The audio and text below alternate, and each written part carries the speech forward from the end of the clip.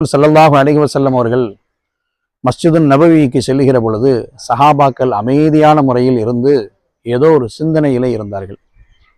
சஹாபாக்களை பார்த்து ரசூல் ஸல்லல்லாஹு அலைஹி வஸல்லம் அவர்கள், என்ன செய்து கொண்டிருக்கிறீர்கள், என்ன செய்கிறீர்கள், அமைதியாக இருக்கிறீர்களே, என்ன காரணம் என்று கேட்ட பொழுது சஹாபிகள் சொன்னார்கள், யா ரசூலல்லாஹ், நாங்கள் அல்லாஹுவினுடைய வல்லமைகளை குறித்து நாங்கள் சிந்தனை செய்து கொண்டிருக்கிறோம் என்று சொன்ன பொழுது, நல்லது என்று சொன்னார்கள் பெருமானார்.